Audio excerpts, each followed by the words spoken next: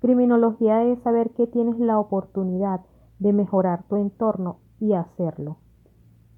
Saludos, estimados seguidores, sean todos bienvenidos a este nuevo video tutorial en donde les voy a estar hablando de un tema de gran relevancia para la criminología, como lo es la criminogénesis y la criminodinámica. Habla para ustedes Yorceli Jiménez, su tutora virtual. Partiendo de lo que es la criminogénesis como la explicación del origen y principio de la conducta delictiva.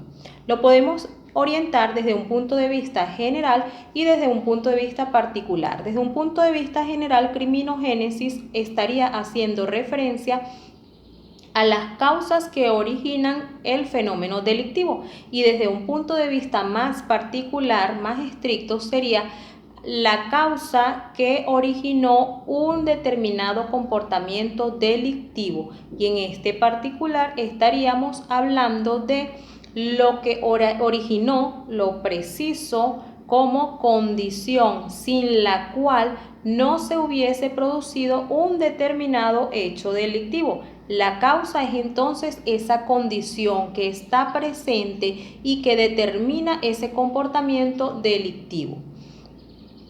Cuando hablamos de causa criminógena, estamos hablando entonces de un efecto. Para poder determinar la causa necesitamos conocer cuál es el efecto, y el efecto sería ese comportamiento delictivo que vale la pena estudiar. ¿Qué originó ese comportamiento delictivo? Hay una causa para ello. Si yo voy a determinar en un delito de homicidio, voy a determinar qué causó ese determinado comportamiento, y encuentro que ese comportamiento estuvo influenciado por las sustancias estupefacientes y psicotrópicas, es decir, el individuo que cometió ese determinado hecho delictivo lo hizo por influencia de las sustancias estupefacientes y psicotrópicas. Yo debo justificar por qué ese individuo estaba bajo el efecto de las sustancias estupefacientes y psicotrópicas. ¿Qué quiero decir con esto? Que el estudio de la criminogénesis no es lineal, es un estudio más complejo, porque yo tengo que determinar, el único dato que tengo es el efecto. Yo tengo que determinar cuál fue la causa, y a esa causa le tengo que determinar a su vez la causa de lo causado. Esto es un estudio sumamente complejo, pero que vale la pena hacerlo porque tiene importancia vital en el comportamiento delictivo desde su influencia social y a su vez desde su influencia individual. Esto es, si determinamos cuál es la causa de un comportamiento delictivo determinado, podemos determinar también el nivel de peligrosidad de esa persona. Y esto es, a mayores causas encontradas o a más causas encontradas para el surgimiento de un comportamiento delictivo determinado, menor peligrosidad posee esa persona. A menores causas o a menos causas encontradas, mayor peligrosidad tiene o resulta de ese individuo. Por su parte, esto nos va a permitir evitar que ese individuo reincida, y también plantear políticas de prevención para que otros individuos, estando bajo determinados factores criminógenos, no cometan ese mismo hecho delictivo. Entonces, es importante distinguir lo que es la criminogénesis de la criminodinámica. ¿Qué es la criminodinámica? La criminodinámica es la explicación del proceso y desarrollo de una conducta delictiva. Cuando hablamos de factores, tenemos que distinguirlos de causas criminógenas, y cuando hablamos de factores, efectivamente estamos hablando más de lo que es el proceso y desarrollo de la conducta delictiva, es decir, estamos haciendo referencia más a lo que es criminodinámica que a lo que es la criminogénesis. Y los factores serían elementos que ejercen influencia en el comportamiento del individuo que ha cometido un hecho delictivo. Pero diferenciándolo de las causas, estos factores están presentes pero no condicionan la conducta delictiva, solamente ejercen influencia significativa en ellos. Tenemos por su parte la clasificación de los factores criminógenos, tenemos los factores criminorrepelentes y los factores criminodimpelentes. Los factores criminorrepelentes son aquellos factores que van a impedir que una persona cometa hechos delictivos. Sería, por ejemplo, el miedo a ser castigado, el miedo a una sanción. Es por eso que determinadas personas no cometen hechos delictivos aún deseando cometerlos, si se sienten refrenados para no ser castigados. Una analogía con respecto a los factores criminorrepelentes sería el repelente que nos colocamos para evitar que los mosquitos se nos acerquen.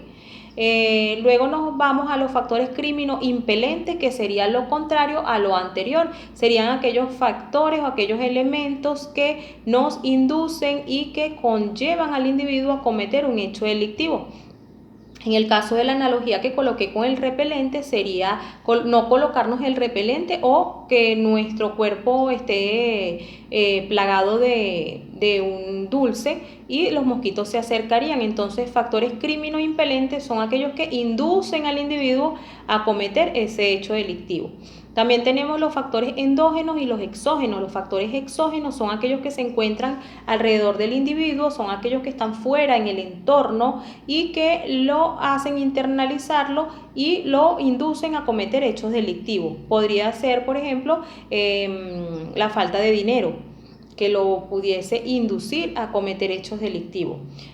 Factores endógenos son aquellos que se encuentran en el interior del individuo, que le son inherentes, pero que se manifiestan y se representan en una conducta delictiva. Podríamos estar hablando, por ejemplo, de algún trastorno psicológico, de alguna patología psiquiátrica o de alguna característica biológica que esté presente. Son del interior del individuo hacia el exterior, y los exógenos serían al contrario, del exterior, de lo que lo circunda, hacia el interior. Hablamos por su parte de una clasificación de los factores criminógenos, como es los factores predisponentes, los preparantes y los desencadenantes. Los predisponentes es una condición de predisposición que posee el individuo por su propia naturaleza y que lo lleva a cometer hechos delictivos. Por ejemplo, estaríamos hablando de factores endógenos. Un factor psicológico que lo predisponga a cometer hechos delictivos. Los factores preparantes son aquellos que el individuo se encuentra a lo largo de su vida y que lo conllevan a cometer hechos delictivos. Pudiéramos estar hablando de, por ejemplo, los factores exógenos de la falta de dinero, por ejemplo. Y los factores desencadenantes, que serían elementos detonantes de la conducta delictiva. Sería como esa gota que rebasa un vaso. Entonces, en conclusión, una causa criminógena no es un factor criminógeno. ¿Por qué? Porque los factores criminógenos se encuentran presentes para el individuo y para otros individuos. Los otros individuos no cometen hechos delictivos aun cuando están presentes estos factores, pero el que realizó un comportamiento delictivo tal lo cometió influenciado por esos factores, pero que tuvo necesariamente esa persona una causa, y por causa, como les dije anteriormente, vamos a entender la condición sin la cual ese hecho delictivo no se produce, no ocurre, ¿ok?